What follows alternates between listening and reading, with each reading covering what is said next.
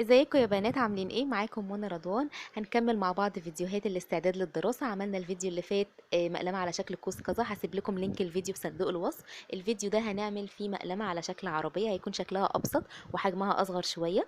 الخامات اللي انا هستخدمها: استخدمت نصبيان، جبت ربع فرخ ب4 جنيه، واستخدمت ورق A4، واستخدمت مقص وقلم وكتر وجلو ومسطرة، والفوم الجليتر او الفوم العادي اللي انت حابه تستخدميه بالالوان اللي انت عايزاها، او ممكن كمان تلونيها. دي الخامات قدامكم. اول حاجه انا بجيب رسمه العربيه او اي شكل انت عايزاه، بتجيبيه من على النت بالحجم وتكبريه بالحجم اللي انت عايزاه، وتجيبي ورقه A4 وبتحطيها على شاشه الكمبيوتر، وبتبداي ان انت تحددي الرسمه بالتفاصيل بتاعتها. بعدين يا بنات قصيتها وجيت على النصبيان وحددت الرسم على النصبيان، عملت منها قطعتين وقصيتهم بالقطر. في قطعة منهم انا غلفتها والقطعة التانية انا هغلفها قدامكم. جبت القطعة بتاعت النصبيان، حطيتها على ورقة A4 وحددتها بالقلم، وبعدين هبدأ اقصها واسيب مسافة 2 سنتي زي ما انتم شايفين كده. بعد ما اخلصها المسافة اللي انا سبتها دي هبدأ ان انا اقصقص فيها عشان تبقى سهلة انها تتغلف وتبقى متغلفة مظبوط. قبل ما اغلف القطعه دي عايزه اوريكم الاول مقاسات المقلمه. قطعه النصبيان دي مكتوب عليها ان هي، انا كنت عاملاها 20 سنتي في 8 سنتي زي ما هي مكتوب عليها كده. الفواصل بتاعه المقلمه انا عملت 5 فواصل. مكان ما انا حاطه ايدي كده انا احتجت حته من تحت كده تكون هي دي القاعده بتاعه المقلمه. عملت الطول بتاعها 15 سنتي. زي ما انتم شايفين 15 سنتي، وسبت مكان من قدام ومن ورا فاضي. والعرض بتاع القطعة دي عملته 8 سنتي، تقدري تعملي العرض اللي انت عايزاه. عملت بعد كده قطعتين.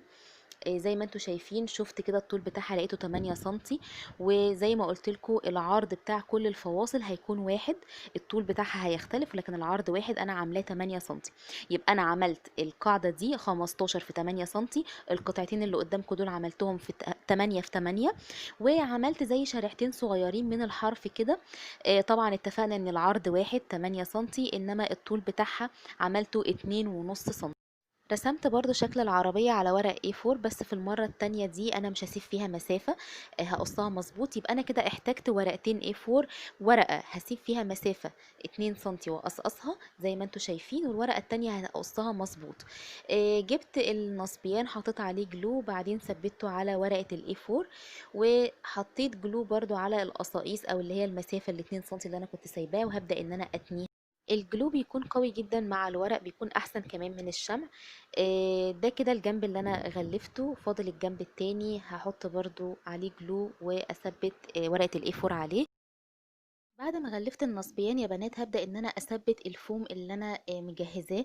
انا عملت، شوفوا كده رسمة العربية اللي قدامكم دي انا عملتها كلها بفوم عادي ازرق، وعملتها بفوم برضو الجزء التاني بفوم جليتر ازرق. تختاري الالوان اللي انت عايزاها. بعدين بتبداي تقصي التفاصيل بتاعتها.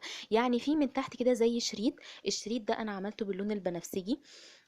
الشريط ده انا عاملاه طويل وببدأ اثبته بالشمع، ولما اجي عند الدايرة بتاعة العجل اروح قصاه زي ما انتوا هتشوفوا دلوقتي كده، اروح قصاه وبعدين اثبت العجل انا عاملاه بفوم جليتر اسود. ومن جواه دايرة صغيرة عاملاها بفوم جليتر ابيض ومفرغاها، هتشوفوا شكلها دلوقتي. آم، اهي دي شكلها وانا مفرغاها كده من جواها، يعني يبقى شكلها واقعي كده شوية. عملت كمان الشبابيك بتاعة العربية بنفس اللون بتاع اللي هي الشريط اللي من تحت باللون البنفسجي. تقدري بقى تختاري الالوان اللي انت عايزاها وتوفقي الالوان براحتك زي ما انت عايزة. وعملت برضو الاكرة بتاعة الباب كده بفوم جليتر بنفسجي.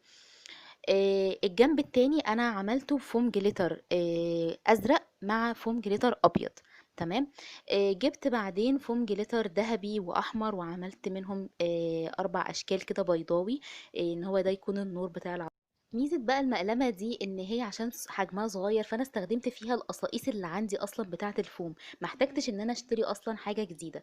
هبدأ اثبت الفواصل. ثبت اول حاجة القاعدة بتاعة المقلمة، وثبت الشريحتين الصغيرين، وثبت في الاخر الاتنين اللي في النص، وحطيت الجنب التاني بتاع العربية. شكلها في الاخر حلوة جدا. تقدري بقى تعملي الفواصل بالعدد اللي انت عايزاه، تقلليها براحتك، مفيش مشكلة. يا رب يكون الفيديو عجبكم. ما تنسوش بقى لايك للفيديو وسبسكرايب للقناة وتفعلوا زر الجرس عشان يوصل لكم اي فيديو جديد انا بنزله. وما تنسوش شير للفيديو عشان غيرنا يستفيد. اشوفكم على خير يا رب في فيديو جديد. مع السلامة.